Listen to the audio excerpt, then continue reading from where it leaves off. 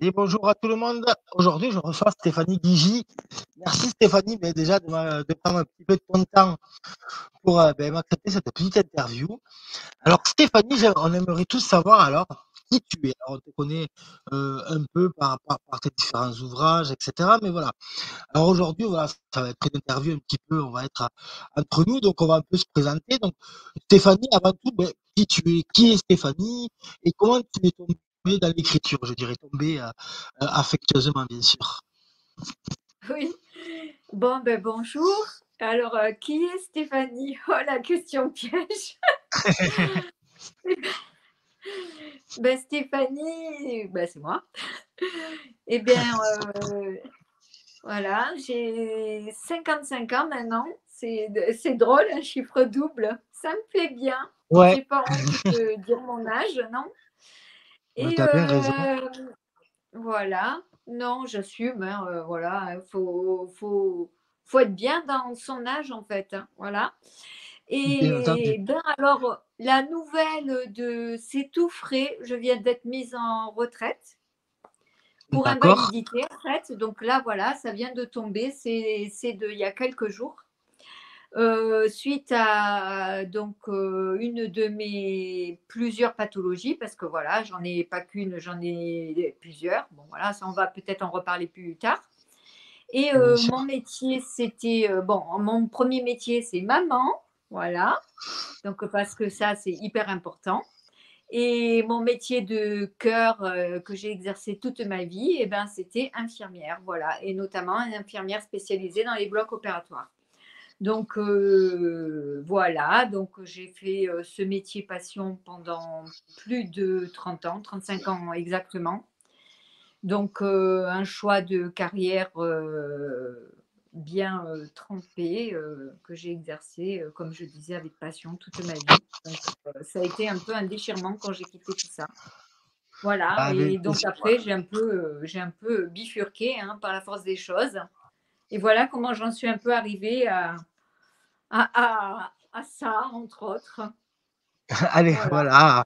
voilà. Ton ouvrage, je dirais, alors, voilà, on en parlera tout à l'heure, ton ouvrage phare, un petit peu, cet ouvrage-là, un petit peu, qui a fait un petit peu la une un peu partout, voilà, qui a vraiment, qui a pu s'exporter partout.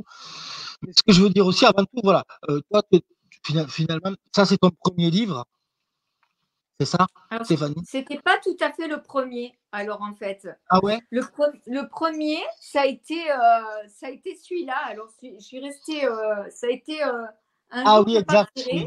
Les mémoires de Lady Swan, il est tout petit. Je suis restée alitée très longtemps lors de mon premier arrêt de maladie. Et, je m'ennuyais, mais tellement, mais j'étais tellement à l'ouest et je pouvais tellement rien faire que j'avais cette histoire qui était dans ma tête et j'ai écrit dans un cahier, même pas sur le clavier. Hein. Ouais, au Et départ, c'est parti comme ça, quoi. voilà, ça a commencé comme ça. D'accord, Et, oui, voilà. et ça faisait même pas un vrai livre, hein, donc, parce que ça fait 100 pages toutes petites d'un mini-livre. Et je viens de récupérer les droits chez l'éditeur. Donc, je vais essayer de le retravailler celui-là pour en faire un, pas un vrai livre, parce que c'était un vrai petit livre, mais pour en faire un livre peut-être un peu plus travaillé, un peu plus conséquent, on va dire. Je ne sais pas, je D'accord. vais essayer de retravailler un peu les personnages et les ambiances. Voilà. D'accord et du coup, toi, alors, voilà, bon, là, tu as écrit, bah, tu vois, c'est toujours un petit peu rapport avec ta maladie, finalement. Ensuite, tu as sorti donc ce livre, je dirais, alors, je vais reparler de ce livre choc, bien sûr, on va en parler, de suite parce que, c'est un livre donc sur cette fameuse fibromyalgie qui est très, très mal reconnue aujourd'hui en France, voilà et toi, aujourd'hui, en fait, c'est là où je voudrais savoir aussi, quel a été ton déclic entre le moment où tu as décidé d'écrire le livre et le moment où tu as découvert la maladie? Comment elle a eu le diagnostic? Toutes ces difficultés aussi puisque voilà. Explique-nous un petit peu avant le livre, entre le moment où tu as décidé d'écrire le livre et ce qui t'est arrivé avant, les liens de cause à effet un petit peu pour qu'on comprenne un petit peu dans quel contexte aussi il a été écrit puisque voilà, ce qui ressort de ce livre vraiment, c'est la qualité et c'est aussi l'émotion que tu transmets à travers tes témoignages finalement aussi à l'intérieur, parce que tu parles à cœur ouvert finalement. C'est toi qui parles et c'est avant tout une patiente qui parle et quelqu'un qui vit la maladie au quotidien. Donc du coup, tu as pu ce livre a, comment dire, a un peu explosé parce que ça a parlé vraiment à toutes ces personnes en France qui sont atteintes et pas comprises de la maladie. Oui. Alors en fait, si tu veux, alors, quand j'ai, les premiers symptômes, qui sont apparus et que j'ai commencé un peu à me douter que j'avais ça parce que alors déjà en ayant les symptômes et en faisant partie du milieu médical, je me suis un petit peu documentée et j'ai commencé à me douter que c'était ça. Et après, si tu veux, le parcours médical pour avoir un diagnostic était tellement compliqué et long que et l'errance diagnostique, donc faisant partie de ce parcours médical, c'était tellement chaotique que c'est vraiment très mal vécu par les patients en règle générale.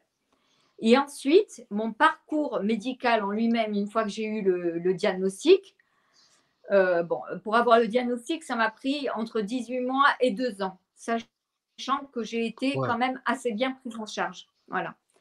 Il y a des gens, l'errance diagnostique en elle-même, elle est beaucoup, beaucoup plus longue, hein.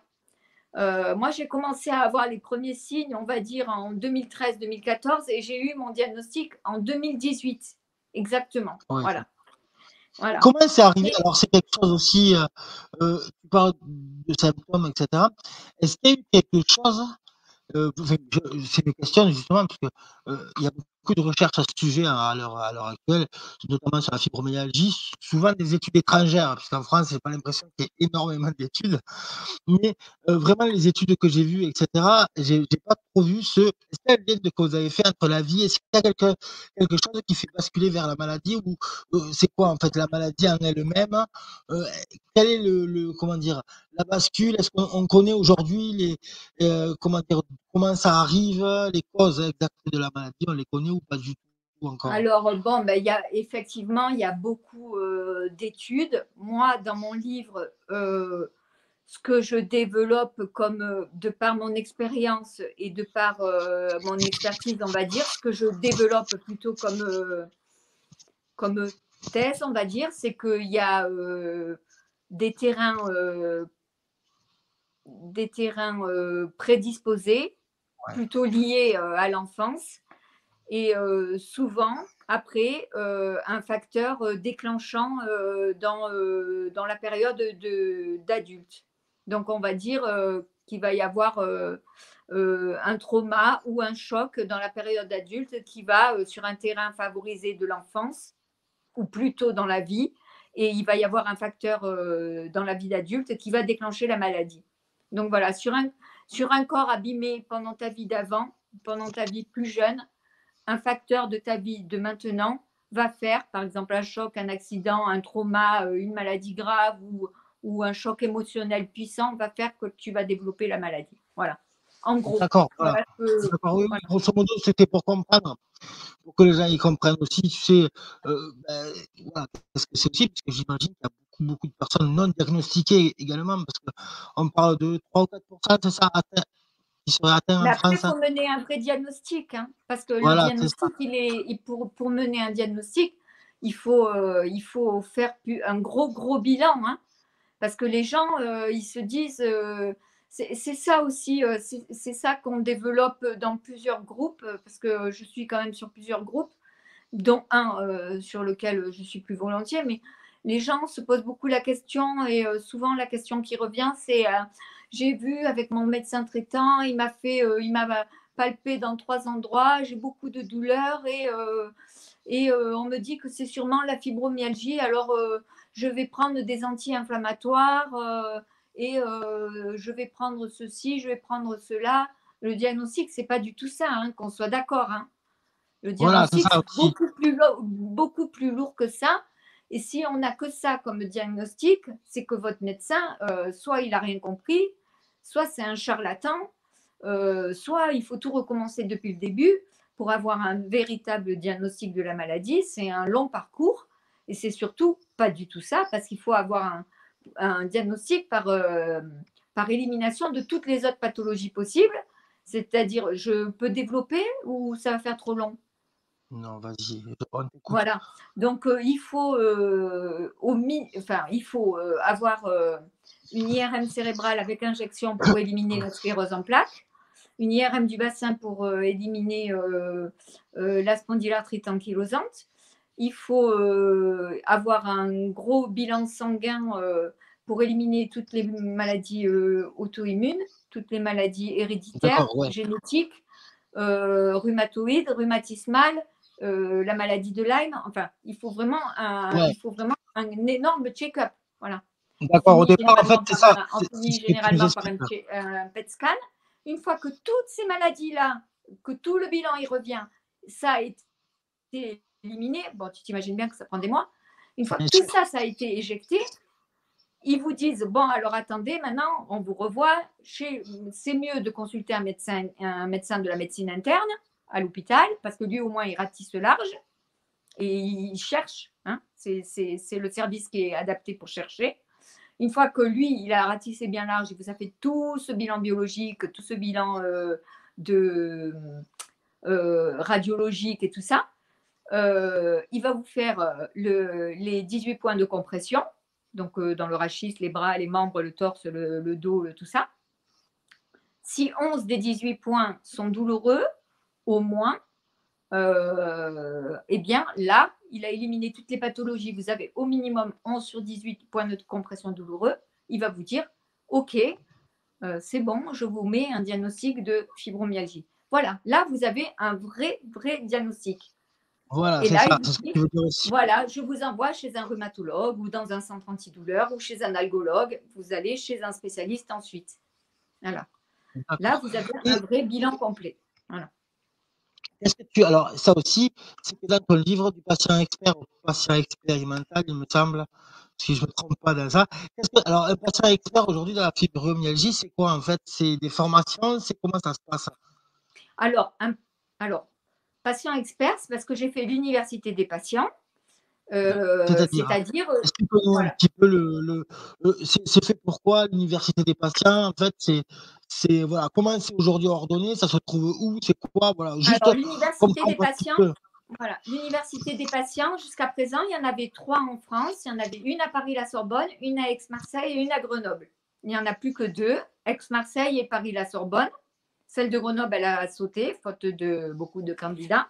Donc, on va bien comprendre que maintenant, plus ça va aller, c'est malheureux, mais j'ai bien l'impression que moins ça va aller, moins il va y en avoir. Il n'y avait déjà pas beaucoup de patients experts. Alors, le patient expert, ça sert dans les associations, ça sert dans les hôpitaux, ça sert dans beaucoup de domaines, entre patients et patients.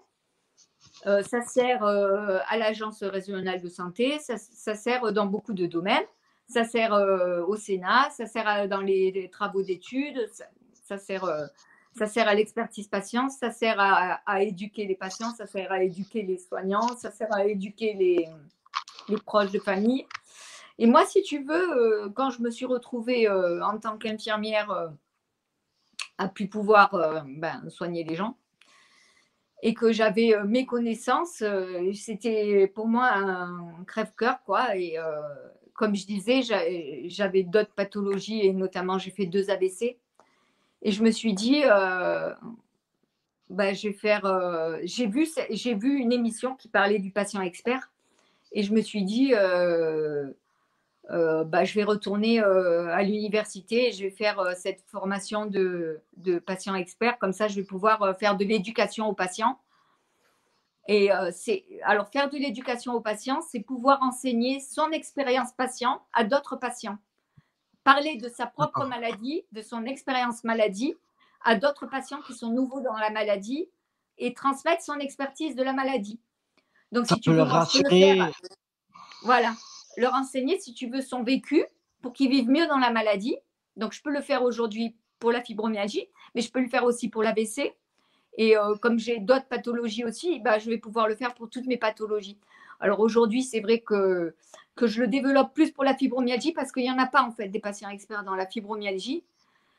parce que c'est une pathologie chronique qui n'est pas beaucoup développée, parce qu'ils ne la reconnaissent pas. Voilà, tout simplement.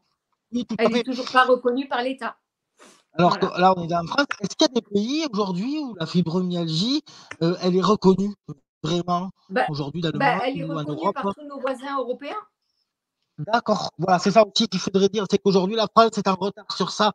C'est Bien le seul sûr. nos voisins européens le reconnaissent en tant que, réelle maladie, je veux dire, avec des recherches en appui, parce qu'il y a beaucoup de recherches aussi, mais comme je t'ai dit, moi toutes les recherches en regardant et cetera, on trouve des recherches extérieures au pays souvent, pas forcément Bah des oui. françaises ou dans des universités françaises. Moi j'en ai trouvé des Alors belges, des là, américaines. je peux d'ores et déjà te dire que par exemple, sur une radio canadienne, et un professeur canadien a trouvé une 11 biomarqueurs. Donc, sur une prise de sang, il peut te sortir le résultat d'une fibromyalgie en faisant un test PCR dessus, comme on faisait un test PCR, par exemple, pour te dire tu as la Covid. Donc, lui, il te fait une prise de sang. Sur ta prise de sang, il va te faire un test PCR et il va te dire vous avez la fibromyalgie ou vous avez comment on dit, l'encéphalomyélite myalgique. Donc, le syndrome de fatigue chronique. Donc, D'accord. lui, il a fait cette étude et il l'a mise en évidence depuis février 2023. Donc, nous sommes le 29 janvier 2024. Ça va faire Maintenant, un an. Ça il va y a faire personne. un an. Et depuis un an, dis-moi, la frontière canadienne, est-ce qu'elle est très loin de la France? Non, c'est Moi, parce que ça me voilà, je suis pas révolte. totalement d'accord avec toi. Je comprends ce que tu veux dire, c'est-à-dire qu'aujourd'hui, on a, les recherches existent, les solutions existent, mais on règle pas le problème, en grosso Non, modo. nous, en France, on en est encore à parler de cette maladie comme un syndrome et toujours pas admise comme maladie, alors que l'OMS l'a reconnue comme une maladie depuis, Oui, ça c'est vrai aussi. 1992, tu vois. Et on en est encore à ramer pour être reconnu comme une maladie. Et c'est inadmissible. Alors qu'on Combien de pourrait, je veux pourcentage dire, en du France? Canada à ici, enfin, je veux dire, Non, mais je suis c'est quand d'accord. même pas le bout du monde, quoi. Combien Voilà. de personnes en Et on en France est seraient encore atteintes? à devoir se lamenter, ramer, je veux pas dire, je veux pas dire se prostituer pour avoir des médicaments, mais presque. C'est Oui, lamentable, c'est oui, je vois. lamentable. Oui, je comprends. Alors, voilà, ça, je comprends tout à fait. Et après, alors, j'ai lu, alors, est-ce que tu peux nous donner quelques chiffres français? C'est 4% je crois, de la po de non, il y a pas 4% Alors de en la France, population atteinte, alors, quelque chose? je peux te Je sais donner plus des chiffres, exactement. c'est très simple. Alors en France, on est 2 à 3 de la population française à souffrir de cette pathologie. Ah voilà, c'est Alors ça, ouais, tu m'as dit. si tu vas sur la CPAM, elle va te dire 700 000 Français. C'est complètement faux, hein. C'est les chiffres qui sortent, c'est de la propagande fallacieuse, hein. C'est juste pour se donner bonne conscience, mais c'est complètement faux. C'est ce qu'ils disent aux journalistes. Alors c'est faux. Voilà. D'accord, oui. Et je Les pense que même journalistes se 2 à basent, 3 de la population française, c'est des gens qui se font dépister. Je pense qu'on est loin du compte aussi. Et la population mondiale, c'est 5. c'est ça, Voilà. alors voilà, c'est ce que j'avais vu. C'est une maladie et ça a progressé, il me semble, sur les 10 ou 20 dernières années, non? Il me semble que c'est, quelque chose comme ça aussi, non? Mais je vais te dire une chose, je pense que le facteur stress, il y est pour beaucoup aussi. Voilà, d'accord. Donc, J'ai quand on voit dans la société anxiogène dans laquelle ce monde nous fait vivre, je pense que si ça continue comme ça, avec le système dans lequel on est en train de vivre actuellement, avec toute, enfin, dans le monde dans lequel on vit dans une société qui est complètement anxiogène. Enfin, avec tout ce qu'on voit aux informations et tout, enfin, dans la, je suis en train de me répéter, mais parce que je trouve que c'est révoltant dans le monde dans lequel ils nous font vivre. On est plongé dans des systèmes où on peut presque plus. Il faudrait se choisir entre manger et s'habiller, payer l'électricité. Enfin, franchement, on est vraiment dans une société qui est terriblement difficile. Et dans ce genre de truc, oui, moi je pense que le facteur stress, ça génère énormément de choses, l'anxiété. Et l'anxiété, elle y est quand même pour quelque chose dans cette pathologie. On ne va pas tout mettre là-dessus, mais c'est un facteur qui compte. Oui, bien sûr, c'est Si ce on que je nous veux dire dit qu'il aussi. faudrait, si on nous dit qu'il faut être dans le calme, miser sur le zen et se détendre, pratiquer le no-stress et le lâcher-prise, ben, c'est pas pour rien. Voilà. C'est une des Oui, clés. bien sûr. Oui, je Voilà. comprends ce que tu veux dire aussi. Et Mm. du coup, alors toi, tes actions, alors tu es assez, je dirais, dynamique sur la fibromyalgie aussi. On te voit beaucoup sur les réseaux sociaux, on te voit un petit peu partout. Et bon, j'ai notamment eu l'occasion, de travailler avec toi aussi, de regarder ton ouvrage et tout, que j'en suis totalement fier. Mais ce que je veux dire aussi, c'est comment finalement, où tu trouves cette force-là encore de faire tout ça, parce que voilà, on rappelle que la tête de la fibromyalgie, tu viens d'être donc passé aujourd'hui, enfin la reconnaissance, je dirais, de la maladie finalement. Mais ce que je veux dire, voilà, tu as encore de la force, on te voit partout, sur tous les fronts au niveau de la fibromyalgie. Tu t'investis pour des associations, tu bouges énormément. Mais je me préserve. Hein. Je, tu vois, enfin, je vais pas vous montrer, mais voilà mon meilleur ami. C'est mon lit. Tout est compliqué. Hein. Il faut faire des grands temps de pause entre chaque activité. C'est énormément de compromis à faire sur la vie. C'est faire des grands temps de repos entre chaque activité. Moi, la fibromyalgie, elle dirige pas ma vie. Euh, et, euh, et il faut faire énormément de concessions. Je sais pas, moi, ben, il faut changer tout son mode de vie, en fait. Il faut, je me couche très tôt. À 21h, moi, c'est Oui, terminé. Hein. Les réseaux sociaux, je check 1 heure, 2 heures le matin et c'est terminé aussi pour la journée. Il faut faire des choix. Voilà. Faut pas. Il y a des priorités, voilà. Il faut bien un sûr. temps pour la famille, voilà, un temps pour chaque chose. Et si tu avais un conseil aujourd'hui à donner, parce que alors, montre-nous un petit peu ce livre-là, alors ce livre-là qui est vraiment devenu une référence dans le domaine. Oui, Il s'est vendu, je sais alors je pourrais pas dire les chiffres exacts, je les connais pas, mais, je pense que tu as passé plus de 1000 exemplaires de vendus, de ce livre. non, non, non, je vais pas dépasser ça. J'en suis même pas à la moitié. Oui, non, mais T'exagères. oui, mais quand tu comptes pas, tu comptes attends, attends, tu comptes là, toi, ce que tu as pu compter, sachant que, juste avant, il était édité, il me semble ailleurs, non? Oui, Si, mais alors ailleurs, je sais pas ce que tu j'ai as vendu pas parce eu que je les me suis chiffres, fait voilà. arnaquer. Voilà, Oui, donc voilà, c'est ce que je tu te vois, disais. Donc quand je te dis 1000, finalement, à la fin, si on avait les chiffres de l'autre cumulés, je suis sûr qu'on ne serait pas loin. je sais pas. Je sais pas du tout. Parce que Alors c'est là, vraiment j'ai le livre, mais sans j'ai pas celui avec le Edoligo. Bon, ben, c'est la fibromyalgie quand le corps hurle ses souffrances voilà, de celui-là, alors moi-même. celui-là, voilà, qui est vraiment moi, je dis toujours, quand j'en parle encore, je dis toujours, pour moi, c'est vraiment un ouvrage de référence. Parce que c'est une patiente qui l'écrit, avec tout son cœur et tout. Tu pas, dans ce livre-là, tu n'as pas, c'est pour dire aux gens que tu as pas fait, une liste exhaustive, comme un médecin parlait. Tu as parlé de toi. C'est-à-dire que, Non, ce il y qui a est bien, vraiment c'est que voilà, il fallait pas, moi d'après moi, fallait pas trop employer du jargon médical, tu vois, voilà, c'est pour ça. pas que ça soit, fallait que ce soit accessible au plus grand nombre. Il fallait que ce soit, tu vois, parler avec le langage courant, C'est ça que que ce j'aime dans soit, ce livre-là, voilà, voilà. C'est ce que voilà. tu as trouvé Fallait que l'équilibre ce entre soit, la maladie, tout ça, ouais. voilà. Et Tu après, je dois voulais que ça s'adresse aussi aux gens, que ça parle aussi aux familles qui voulaient aider leurs proches qui étaient atteints de la fibromyalgie pour qu'ils puissent comprendre ce qui se passait dans le corps des gens qui c'est ça, souffrent. Voilà. Je voulais pas que ça s'adresse que aux gens qui souffrent. C'était pour eux, mais aussi pour leurs proches. Parce que moi, mon mari, par exemple, il comprenait pas ce qui se passait dans moi. Mes enfants, ils comprenaient pas ce qui se passait dans moi. J'avais beau leur expliquer, ils comprenaient pas. Mais quand après ils ont lu, eh ben ils ont compris.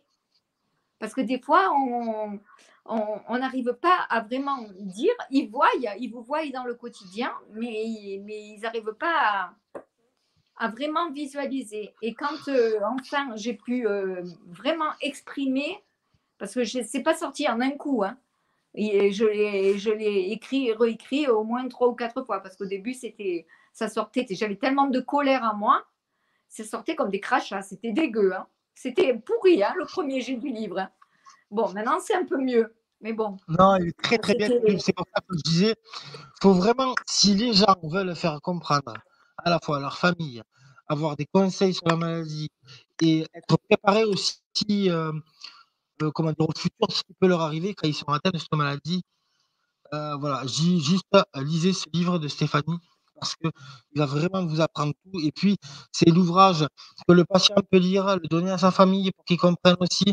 C'est vraiment quelque chose qui, bah, presque non, d'utilité publique pour cette maladie-là parce que c'est avant tout aussi un ouvrage presque préventif, je dirais, pour appréhender la maladie, pour tout le monde et surtout, tu as, je dirais, vulgarisé, le vocabulaire médical pour qu'il soit accessible à tous. Tu vois ce que je veux dire aussi? Bah, c'est ça. En plus, moi j'ai fait ce petit côté éducatif en étant infirmière. Je me suis mis vraiment à la portée Voilà, du patient lambda, tu vois. Voilà.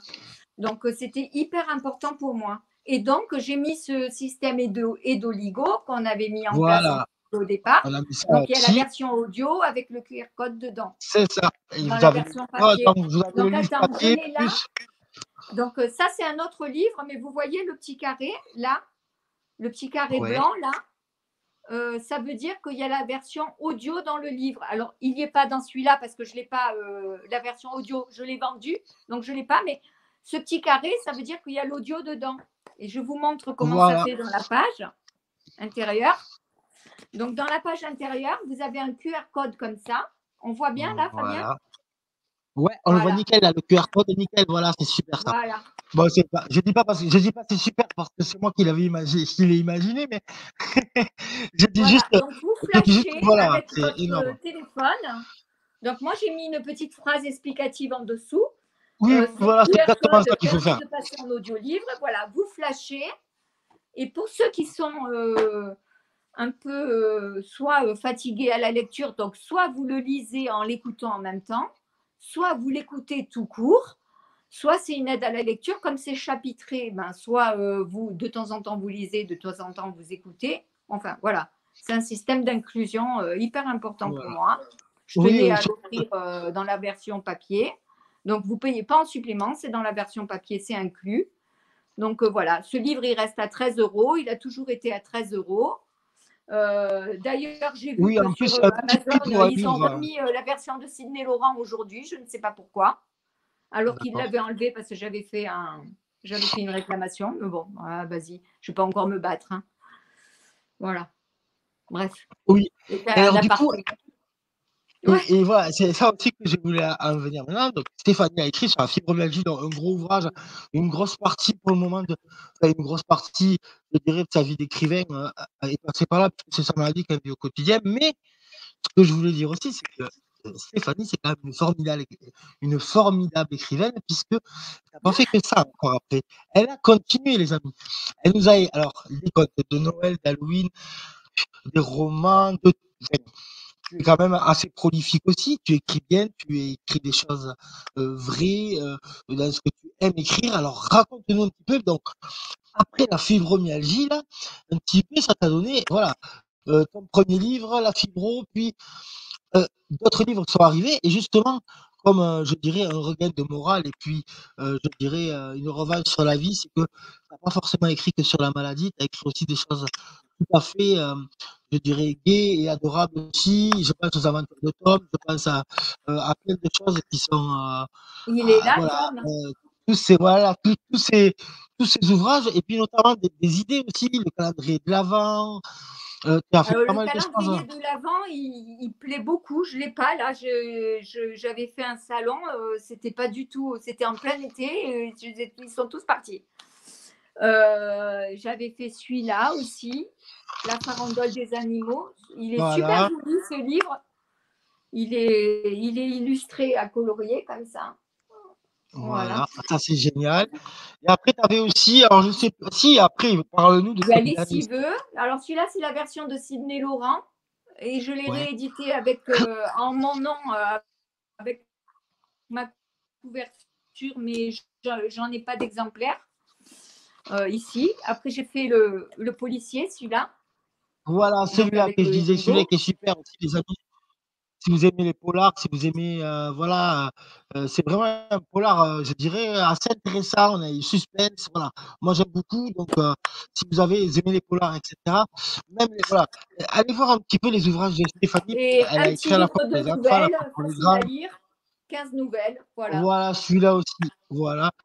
Elle a écrit alors voilà, si vous aimez un petit peu, elle a exploré un petit peu, tous ses livres parce que c'est vraiment déjà des histoires Oui, voilà. super, puis en plus écrit avec le cœur et écrit par toi, voilà, parce que tout ce que tu ressens, c'est vraiment en tout cas Stéphanie, bravo pour toute Ben, cette énergie merci. de Je toi suis malgré la vous maladie. cherchez dans la barre de tâches sur Amazon, le livre de Stéphanie Guigy. En principe, ils y sont tous.